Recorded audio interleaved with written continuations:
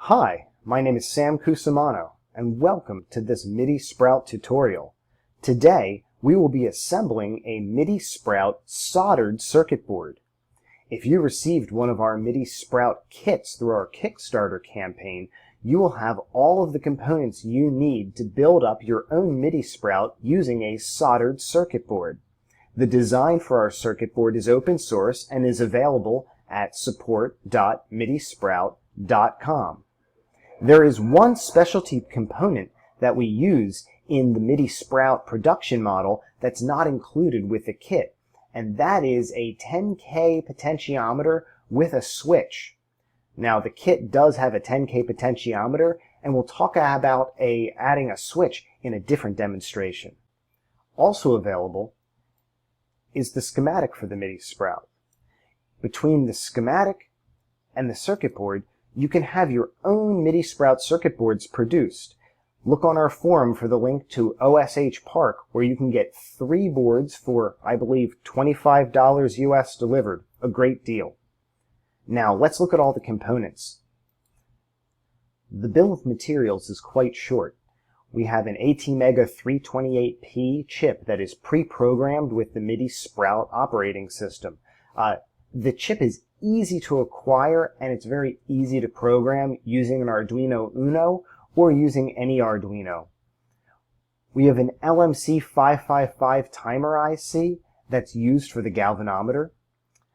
Here is that 10K potentiometer with switch that is our power switch and the threshold control. We have a series of capacitors, particularly the 0042 capacitor, which is the small blue capacitor. This is what is our primary timing capacitor for the galvanometer. We also have a couple resistors. There is one 100K resistor, and then we have 7 220 ohm resistors. These are actually being used to limit current going into each of the LEDs. Now, 220 ohms is kind of an arbitrary value that I'm using here. It does work, but this could be finer tuned for certain LEDs of different brightness. We also have a 16 megahertz oscillator, which is going to be the clock for the ATmega chip. We have all of the LEDs that are going to make up the light display for the MIDI Sprout notes, as well as an additional LED that will flash along with the galvanometer. We also have a MIDI DIN jack, which is a 5-pin jack, which will be our MIDI output. We have an 1/8 inch jack, which will be our probes input. And then your kit should also include a set of electrodes with a 1/8 inch male jack on it and snaps, 3 sets of snap electrode pads. And here is a battery box for 3 AA batteries, which also has a small 2-pin male header attached to it. This plugs into the 2-pin female header that's also included in the kit. One additional part not in the list is the silver knob that we've included along with our MIDI Sprout. Other tools that you might want to use to assemble your soldered MIDI Sprout include wire snippers that we can use to trim the leads on each of the components. A little bit of blue tape helps to tape components down when we're soldering, and we'll see that later. Lead-free solder. Very fine solder also helps as long as there is a rosin core. I have a small file, and I'll use the file to file down some of the rough parts that are on the side of the circuit board. Of course, we need one of our circuit boards as well. I have a soldering iron here. It's a adjustable temperature soldering iron. I have a small set of pliers in order to bend component leads. I have a set of larger pliers, and these can be used to tighten up the potentiometer lock nuts and also the nut that's on the end of the jack when we assemble the entire MIDI Sprout. Oh, it's also nice to have one of these, the MIDI Sprout Enclosure. You can also find the design for the Enclosure on support.midisprout.com. The last tool that I always like to have is a CR2032 button battery. These are 3-volt batteries. And the reason I like to have these is in order to determine the color. When you have LEDs that are just translucent, in order to determine the color and sometimes the polarity of an LED, all you need to do is use a button battery and, this one's green.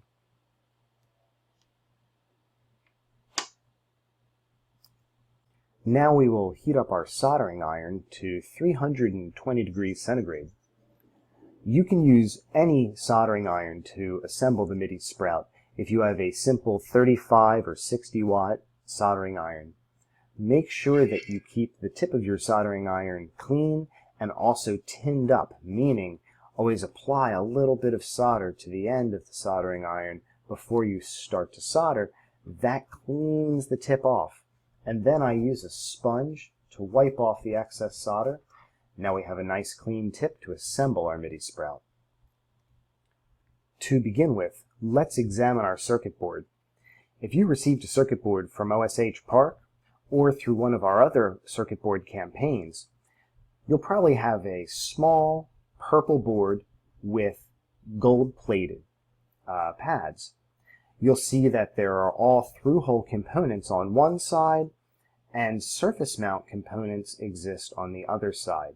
This duplication of parts allows us to have both through-hole or SMD components on the same board. I'm going to take my pliers and pop off this little tab that's on the end. When you order through a service for assembling or manufacturing circuit boards, there's always some rough sides, and that's also why I have a file, just to file down those rough connection points that came between the panelized board.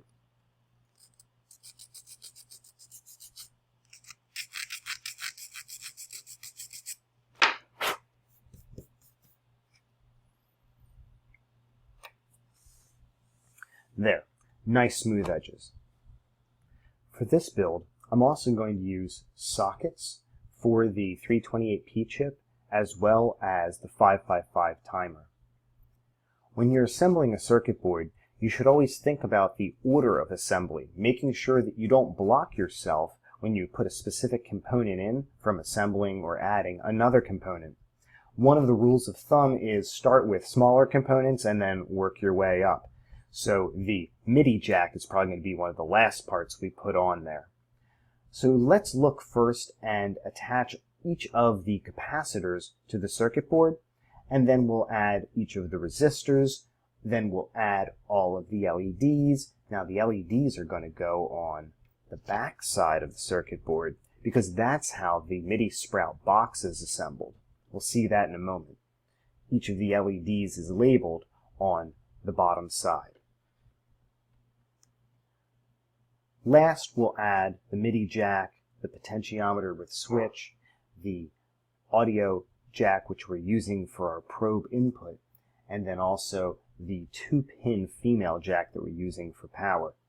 Attaching the clock circuit also is important.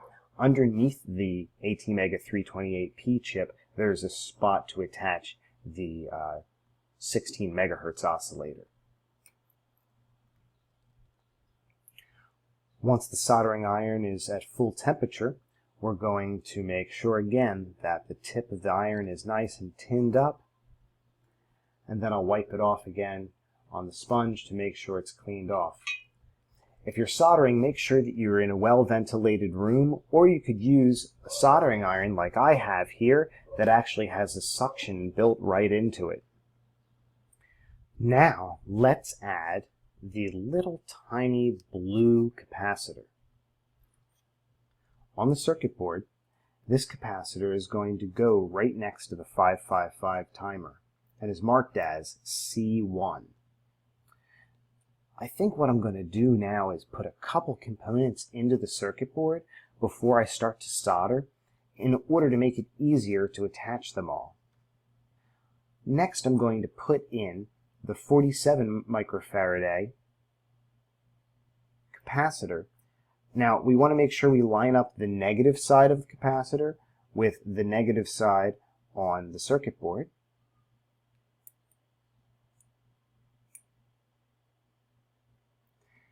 And next, we also want to add the 0.1 microfarad capacitor. I believe this one that I have right here is actually a 0.2, but both will work. These are being used to decouple the power that's going into the 555 timer. So now I have all three of those capacitors stuck into the circuit board here as C1 and C4 and C2. Again, make sure that you have the electrolytic capacitor with the minus side towards the negative pole that's marked on the circuit board. Now we're going to push down the components and turn the board over slightly, hoping that the components don't fall out. Now that seems ridiculous, right? Of course the parts are going to fall out. This is where a little bit of that blue tape comes in handy. I'm going to take a little strip of blue painter's tape here. I'm going to flip the board back over, pop that 0.1 capacitor back into the board. Now I'm going to take the tape and just push it right on top of where the capacitors are. That's going to hold the caps in place while I do all of my soldering. All right, now I'll set my board up and we'll start to solder. Always be careful when soldering. Wear eye protection and practice if you're not exactly confident or certain. There's tons of easy ways to practice soldering using scrap circuit boards or broken electronics. When soldering, you'll also notice that sometimes it takes a little extra heat and time when you're attaching to ground rather than the pin or a single lead on a component. That's because ground is a larger plane of copper that's all along the circuit board. Just be patient when you're soldering and don't press for too long, otherwise you could burn a trace.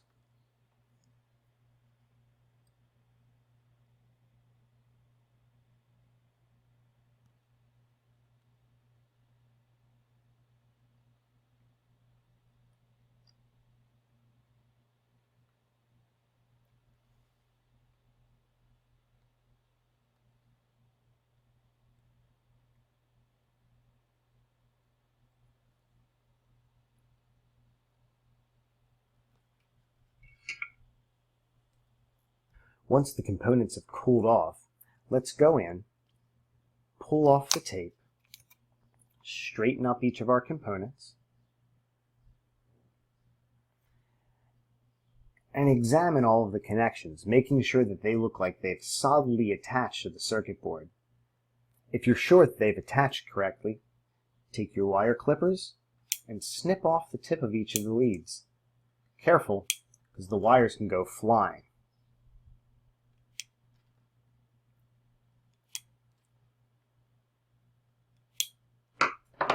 Okay, now we've attached all of those capacitors. Next up is the LEDs. Flip the circuit board over and you'll see the artwork with each of the LEDs on the bottom of the circuit board. Now, there's no real order that all the LEDs need to go in, but there's an order that I personally prefer. So using a CR2032 button battery, we can identify the color of each of the LEDs. This will make it more fun when we're actually setting them all up. Okay, here's orange.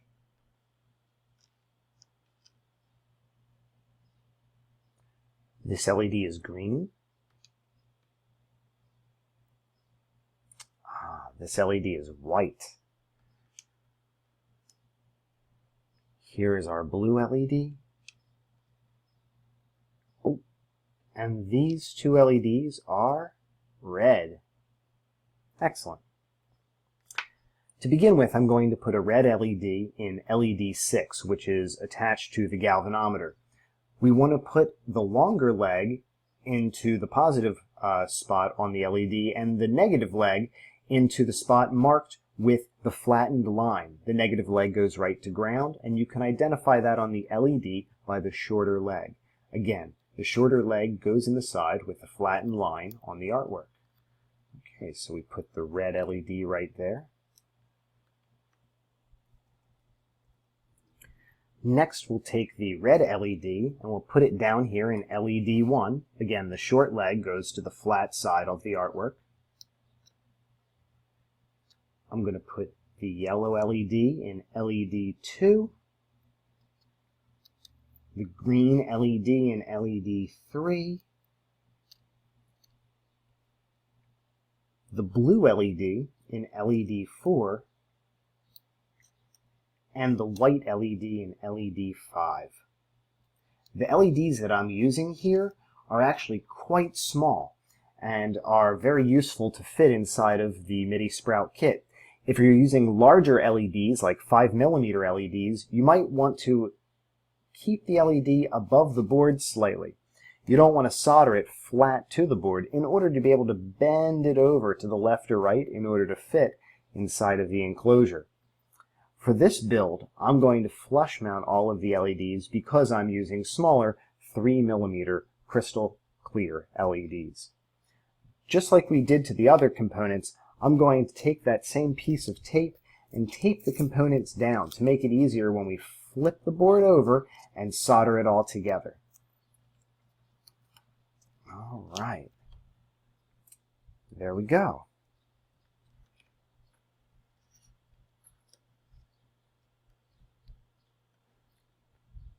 Okay. Now we'll take our soldering iron and start soldering all of the LEDs. Now again, remember, the one side of the LED is going to ground, so it's going to take a little bit more heat, time, and solder to get it to stick. But be careful, you don't want to overheat the circuit board or the LED. Always pull away your soldering iron if you feel like it's been sitting for too long. Just the count of 1, 2, 3 should be enough.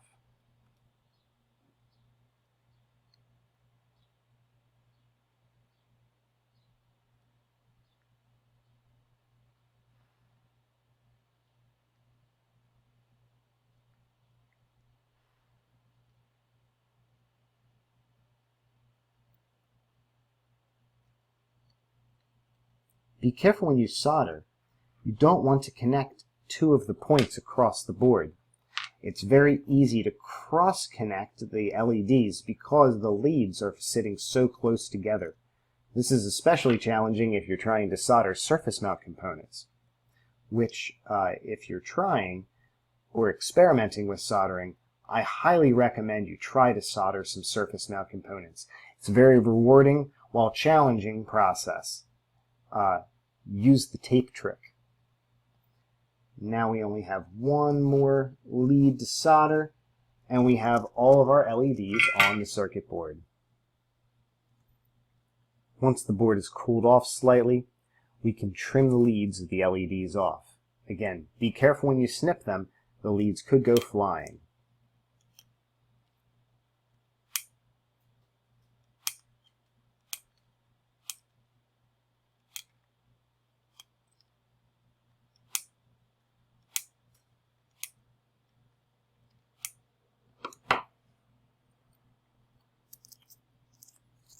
Pull off the tape,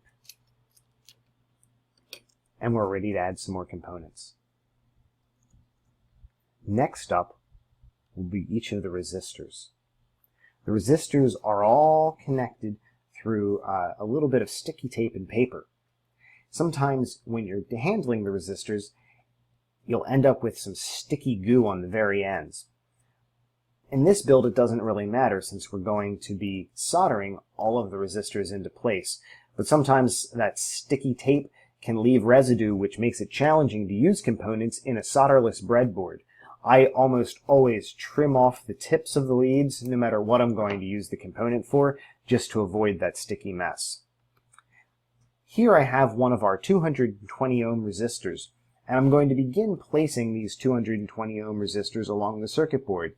It's labeled extremely tiny, but you can see where all of the resistors are lined up that are associated with each of the LEDs. Here we have 1, 2, 3, 4, 5. Insert one of the 220 ohm resistors into each of these points. Take your resistor and bend the leads around it to make a nice U shape. Then carefully press the resistor into the two holes marked by the white paint. Repeat that for all 5 of the resistors.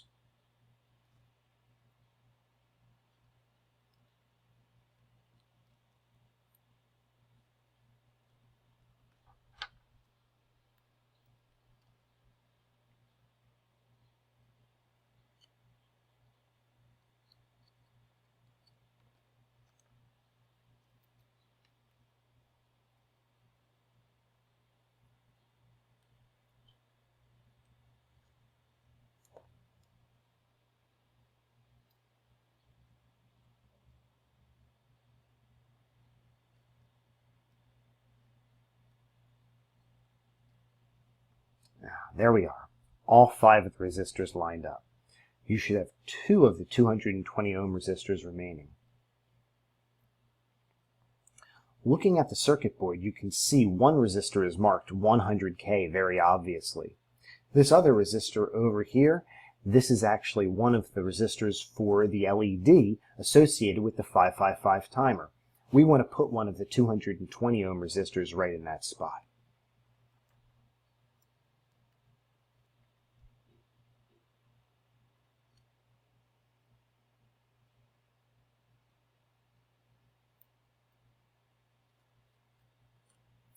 Now the last 220 ohm resistor is connected to the MIDI port. The MIDI port, in this case a MIDI out, acts very much like an LED where current is flashing through an opto-isolator on the other side for a MIDI input jack. Here you can see 220 is clearly marked on the board right next to where the MIDI DIN jack attaches. This is where the final 220 ohm resistor gets inserted. Line up all of the resistors, press them down smoothly, take another piece of blue tape, and press all of the resistors into place. This again will make it easier when we go down to solder them on the other side.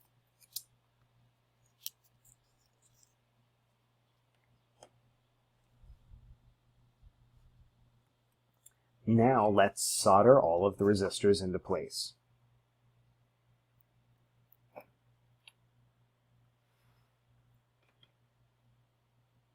Sometimes it's really hard to get the soldering iron into place in a whole forest of leads.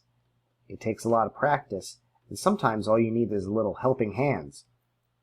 If you have additional tape to tape down your circuit board, you can stop it from moving, or you can have clips and wire or even mechanical arms that can be used as a vise to attach your circuit board, making it easier for you to solder.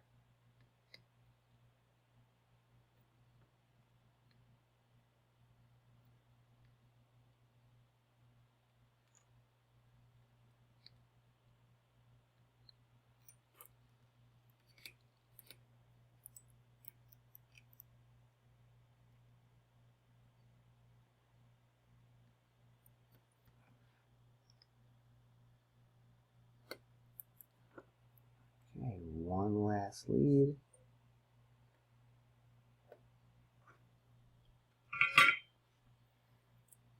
Inspect your work to make sure all the solder connections look solid and let them cool off for a moment. If you see any big blobs, sometimes that's suspect. Go back with your soldering iron and just touch that up for one attempt. Here, that looks like there was just a little too much solder on the pad. Next, trim off all the leads.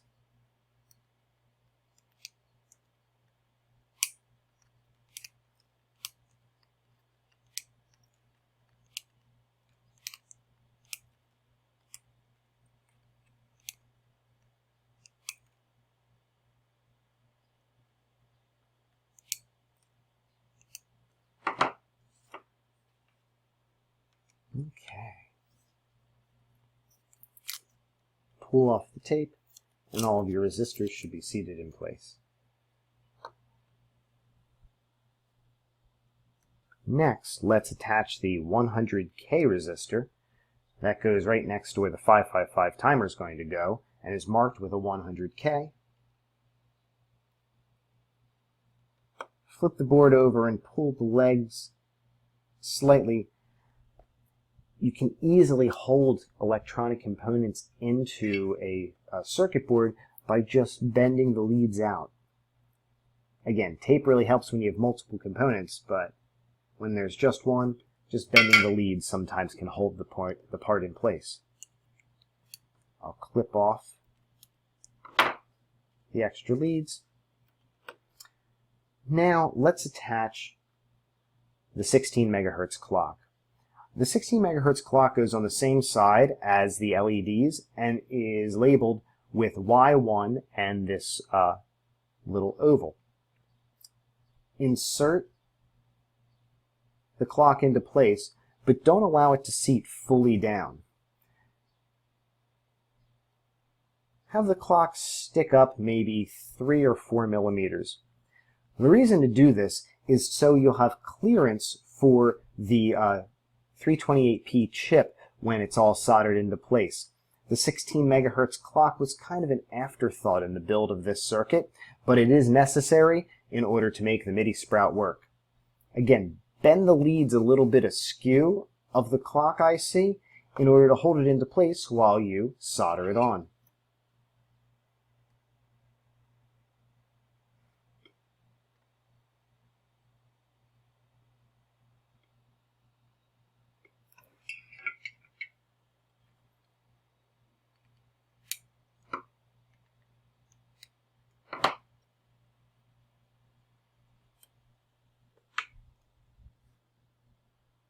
Turning the board over, now we'll insert the sockets for each of our integrated microcontrollers. The 555 timer and the 328p ATmega chip do not need these sockets. They could just be soldered directly into the circuit board. If you have sockets, you should use them. Make sure that you align pin 1 at the right side. Now, that's visible by the artwork with a little dip at one end, indicating pin 1 at the top left of the ATmega chip. You can see that with another little dip in the socket. And when you look at the ATmega chip, you can see a small divot in the top, as well indicating pin 1 with a small circle. Here I will insert the socket into the circuit board. I'm now going to go over and take the socket for the 8-pin 555 timer. Again, looking at which side the little divot is on the artwork and matching that up with the little divot that is on the socket. And I will match that up with pin 1 that's on the IC when I insert it into the socket. Okay. Once again, let's take a little bit of tape to hold down on components before we flip the circuit board over and solder. Here I'll put a strip over top of the socket for the 555 timer, and I'll put a slightly longer piece wrapped around the socket for the ATmega chip.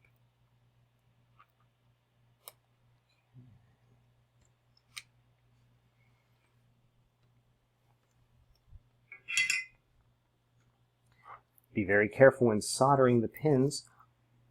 It's very easy to have connections jump between one pin and another, especially when doing a multiple pin out. This is a very good reason to have a socket rather than just soldering the chip right on. But with the right temperature iron and a good tip on your soldering iron, it is very easy to solder these sockets, or even just soldering directly to your chip.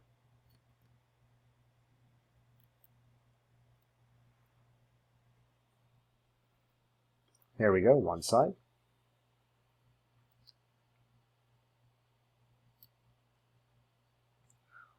If you accidentally put a little too much solder on one of the pins, carefully wipe it off with your soldering iron, and then wipe your soldering iron off onto a wet sponge. That helps to clean off any excess solder that you might have put on.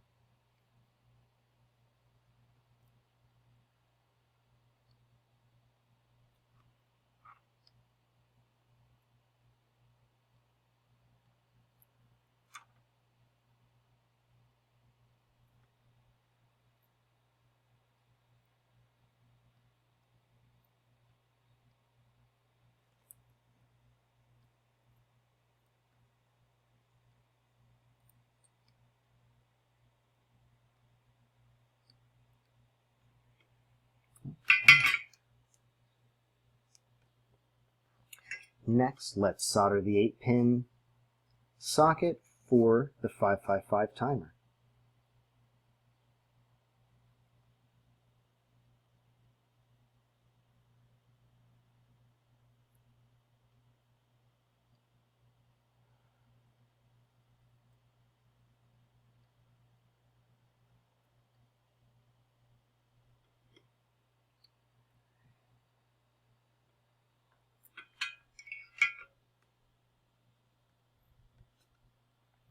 And we'll pull the tape off of our sockets, and everything looks like it's in a good place.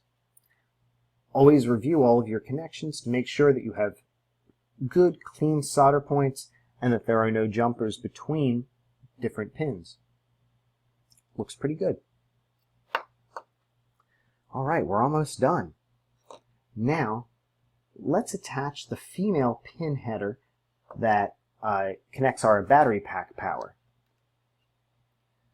I'll probably also be able to attach the 1/8" jack that we use for our electrode probe input.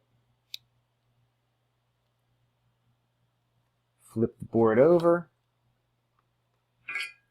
and carefully solder.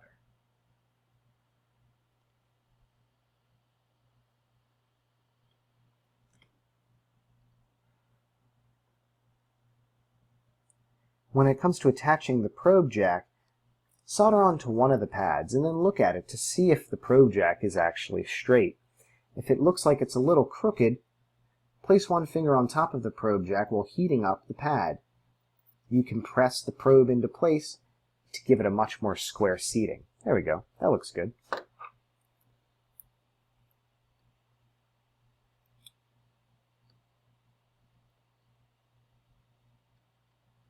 Solder all 3 pads of the probe jack, but don't go overboard. These are very large pads that I have. Next, let's add the 10K potentiometer with switch. You can see the footprint right where the MIDI Sprout logo is. The 3 front pins sit in the front, and the 2 pins for the switch go into the back.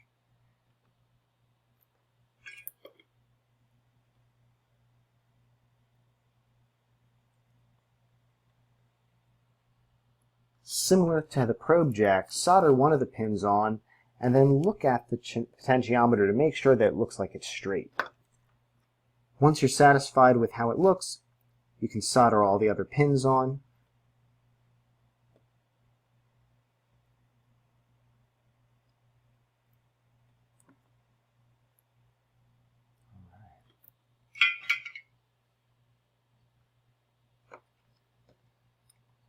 One of the last pieces here is the MIDI DIN jack. In MIDI specification, MIDI outputs and inputs are supposed to be opto-isolated. As well, the ground between 2 instruments connected through a MIDI cable should be completely isolated. This is not always the case, especially with inexpensive modern USB to MIDI devices.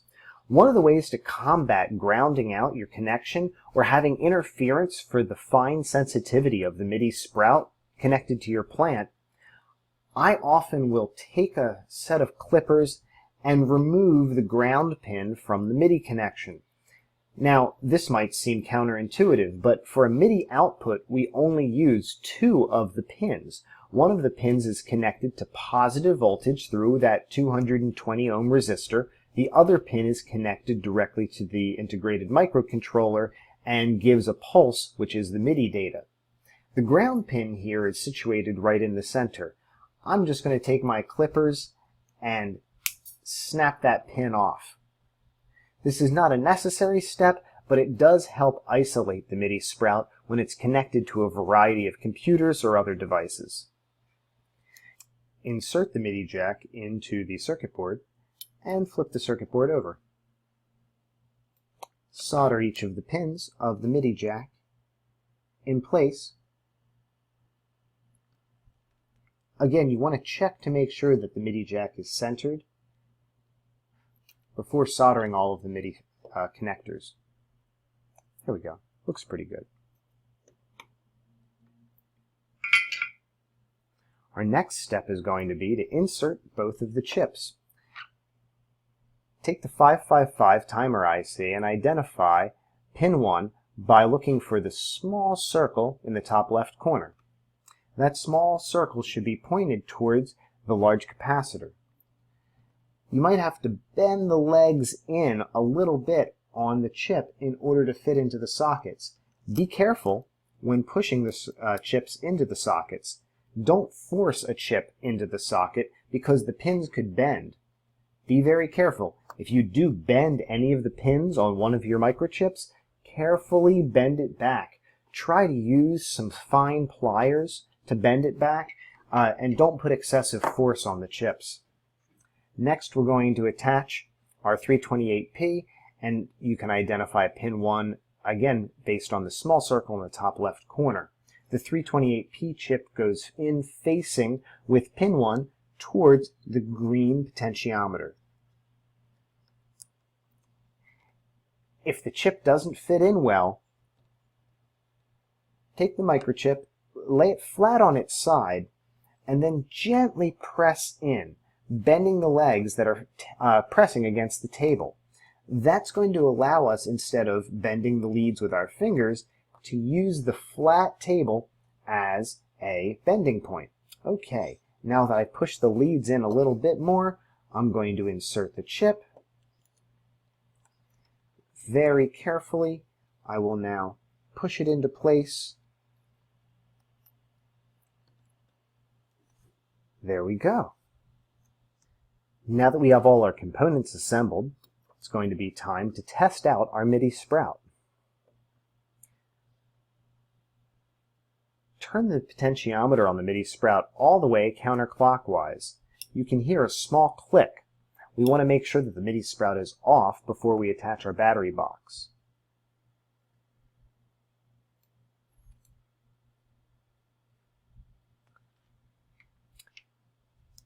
Take the AA battery box and 3 AA batteries.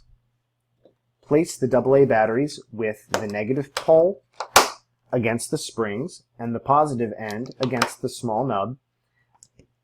The batteries fit tightly into the battery boxes provided in the kits. You'll see a red and a black wire. The red wire connects to power and the black wire connects to ground. Attach the red side of the wire on the same side as the green potentiometer, marked power, and the black wire to the side that's marked ground on the same side as the black jack. All right. Next, let's turn our MIDI Sprout upside down so the LEDs face up, and we will twist the potentiometer, and we are greeted with our light show. Excellent! Our MIDI Sprout looks like it's working. One last test. You see these 2 electrode pads that are next to the jack, that's the input for the probes. By licking your fingertip and touching across those pads, you can make the MIDI Sprout work. These are just small extensions on those same electrode pads. Excellent. Now that we know that our MIDI Sprout is up and running, let's put it into one of our MIDI Sprout enclosures. Now let's insert our MIDI Sprout into one of our cardboard enclosures. You can find the design for the cardboard enclosure on our support.midisprout.com website, where you can cut out the design yourself. We had a couple of these manufactured using a automated razor cutting machine. The small cuts are on the inside, while the smooth outside is what's going to be the outside of the box for the MIDI Sprout. If your MIDI Sprout is turned on, please turn it off and unplug the power before continuing through this step. You want to identify the 2 holes on the MIDI Sprout enclosure. Take off any of the bolts that might be on the potentiometer or audio jack, and insert the MIDI Sprout potentiometer and jack into the 2 holes on the front. You want to have the LEDs facing up towards where the cutout is for the data garden tree. Now if we flip over the MIDI Sprout, we can take the little bolts and attach them, just finger tighten at this point in order to get the primary enclosure attached. Definitely include the washer if you can, and sometimes the bolts on these potentiometers are a little finicky. If it doesn't feel like it wants to go on the one way, just flip it over. It shouldn't make a difference, but hey, sometimes it does. All right. Now let's insert the battery box into the enclosure. Reattach the power cable, and again, ensuring that the red positive wire goes in on the power side and the black wire goes in on the ground side, identified where the power goes towards the green potentiometer. Okay. With that plugged back in, we can insert the battery box. And now let's fold up the enclosure. Now the two side walls fold in on themselves and stand up pretty easily. Okay, you're going to have to hold them with one hand while you then take the two tabs and insert them for the front of the MIDI Sprout. There's also another little tab included in the MIDI Sprout kit. This tab allows you to hold the MIDI jack in place a little bit more firmly and makes it easier when we're trying to attach and remove a MIDI jack. Here I'm going to slide the bottom foot tab underneath the battery pack, and I'm going to sit the MIDI jack right in front of that small cardboard tab. Now just close the lid and insert these other two tabs into the back of the MIDI Sprout, closing it. Next, let's tighten up the bolts a little bit with some pliers. Be very careful not to scratch the surface of the cardboard. If you're using pliers, it's really a challenge.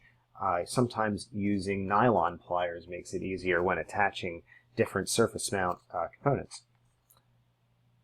Next, we're going to attach a potentiometer. Now, hold from the MIDI jack with one side of your hand over to the potentiometer and then squeeze. Don't squeeze too hard. It should pop right on without too much force. Now, let's attach our electrodes to the MIDI Sprout and test it. Turn the knob clockwise and we should see the light show turn on. Excellent. Next, touch the two electrodes with your fingertips and you should see the MIDI Sprout light up. Excellent. Well, thank you very much for joining me today while we assembled this MIDI Sprout soldered circuit board. Please check us out on our forum at support.midisprout.com, where you can post questions and your own experiences with the MIDI Sprout. Thank you very much. Have a great night.